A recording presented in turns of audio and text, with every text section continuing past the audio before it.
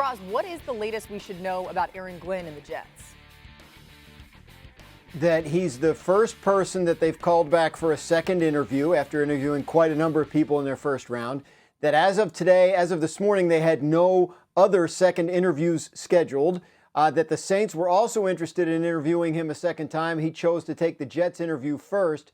Laura, these are all clues that point us to the notion that he is the Jets' top choice and that they may well be his. So he's there today for a second interview. If that goes well, I do believe there's a chance that they move forward and try and get a contract done to make Aaron Glenn the next head coach of the New York Jets. We'll find out news on that ideally tonight or possibly tomorrow. If he goes to New Orleans to take that other interview, you'll know things didn't necessarily go well with the Jets. But as of now, signs are pointing in the direction of Aaron Glenn to the Jets. All right, we'll keep an eye on it. And that timeline, as you just heard Graz say, maybe even as soon as sometime tonight. Marcus, is Glenn the right fit for the Jets? I think Aaron Glenn is the right fit for any coach, any team that needs a head coach.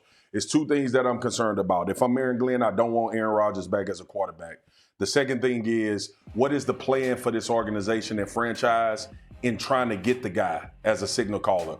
Robert Saleh was just here, y'all. He was a defensive mastermind, considerably so, leaving San Francisco and the phenomenal job that he did. They drafted Zach. It didn't work out.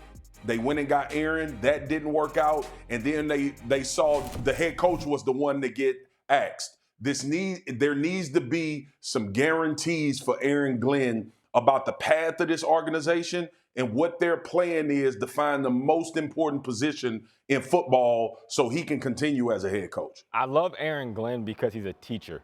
He was a defensive back coach when I played for the Cleveland Browns. And the thing that always stood out was that he was able to push the technique for every single player on that defensive side of the ball because he knows the game so well. People might not understand what kind of player AG was, but back in the day, corners looked at two corners films. Deion Sanders and Aaron Glenn, because they were that good technique-wise. Yeah. And when I was on offense, he would come routinely to the offense and say, hey, this is what you're doing right. This is what you're doing wrong. This is where I would exploit you if I was playing against you. And it raised the level of everyone's play. You get that in New York, then you're cooking with grease. The question I have, much like Marcus, what are you doing at the quarterback position? And also, who is your offensive guy? I would love for a Josh McCown to team up with an Aaron Glenn and the work that he did with Sam Darnold in the Vikings somewhere. I mean, that's going to be the biggest question mark. What do you do with the quarterback position? Yeah, who's your general manager? Who's the general manager that's going to continue to build the roster? I do like the fact that he's watched rebuild firsthand. I witness every single day. When he got to Detroit, they were just on the start of the rebuild. And the culture of the building, how you get through the difficult times, how you evaluate the players, what's the day-to-day like, what's it sound like, how's the communication in the front office, how do you deal with conflict, how do you deal with disagreement? You know, he's been a firsthand witness of all that happening in Detroit and watching this meteoric rise for that organization.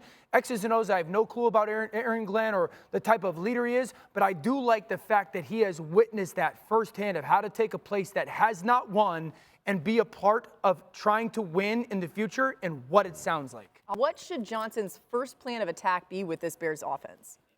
He's got to get Caleb Williams to trust that he'll protect him. I've talked a lot about Caleb and, you know, some of the areas that he's going to have to develop and improve and not hold on to the football as long. But I think the biggest challenge is getting that quarterback, that young quarterback that, one, got beat up in college and two, got beat up last year, to actually believe that you will keep him upright. Go back to 2023 at USC, the pass blown 15th worst in college football. So that meaning only 14 teams were worse in pass protection, blowing blocks than USC. Then last year, pass block win rate for Chicago was 15th, so middle of the pack. So you got 2 years of a quarterback kind of running for his life at times. So how does Ben Johnson get him to truly believe, rep after rep after rep, I'm going to keep you safe. I'm going to keep you upright. I'm going to keep you clean. You're not going to get beat up anymore. Obviously, it's going to come with people. But the second part is getting Caleb to just believe in the play calls, believe in the pocket, believe in the timing of that. It's not all going to be on Caleb. This is a huge task that Ben Johnson's got to handle. Is he capable of it? Again, 100%. But you got to get that young quarterback to get rid of the scar tissue, kind of always having to run for his life and feeling like he has to be Superman. And kind of like, no, I don't got to do this myself. This coach has got my back. Dio, I have a very similar take. I have a question for you because I think it would be repetitive if I give my take. What responsibility does Caleb have when it comes to the scheme that Ben Johnson is going to bring and also the situations that he'll be put in? Can you make a quarterback play faster simply because of the play calls? Or how does that look in real time, developing him to be able to play with that rhythm? Yeah, great question. I think number one, Caleb's going to have to get very well versed in the diagnosing of the defense specific to their run game, Marcus. Jared Goff was really good at getting to the line of scrimmage because the run game doesn't work if everybody's not on the same page. So, no, this guy's the linebacker. Oh, no, that guy's the linebacker. So making sure that that part of your offense is executing because then the play action comes off of it. I think the two parts pass game-wise are Ben Johnson has to build in easy throws. We call them Siri. Call it, run it. Mindless throws. I'm calling this play. I want you to throw it there. You have to oblige as a quarterback. You got to know he's calling this to get 5 yards. And then when you do that, then Caleb has got to really develop the timing of their pass game, the listening to his feet of their pass game, meaning, Marcus, one hitch, I want you to get to that deep crosser at 18 yards. If that deep crosser is not there on one hitch, you got to get to the backside end on your second hitch. And if that backside end is not open on that second hitch, then that third hitch is the check down right there. And that takes a lot of time, but that is the burden that Caleb is going to have to lift because everything is built off that. Not only the pass part of it, but the pass protection part of it as well. So I asked that question because, you start talking about it in the second part. My bad, Hawk. Confidence for me is what you have to build. I remember seeing Caleb on the bench dejected with no answers, and that was a lot of my issue with a young quarterback. Y'all know we had the Bryce Young situation, right, where we didn't even think Bryce Young was going to return to Carolina. I don't know what changed. I can't wait this summer, Dio, for you to dig into that and tell us what actually changed for Bryce Young. But I'm hoping the same similar thing can happen because the mental part of the position usually, based on what we've seen in this league and when I was playing, is the biggest hurdle. Playing fast, protecting them, all of that is understood. But the dejection of not believing and having enough confidence to play the position the way the coach is asking you seems to get these rookies more than anything.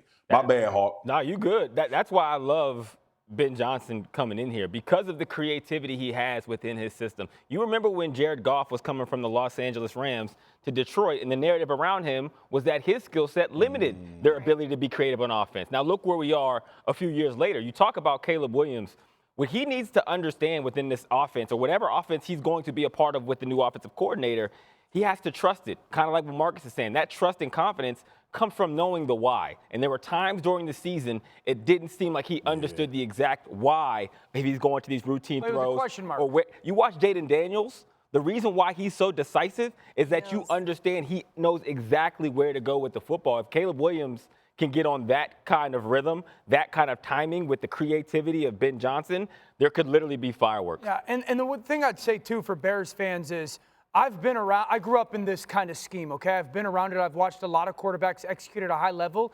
It takes time. It does. It takes, you know this offense. It just takes time for the quarterback to become almost robotic in a good way, like repetitive in a good way in the comfort of it. So it may not happen in August or September, October. It eventually, if it works and you got the right people, it will eventually happen.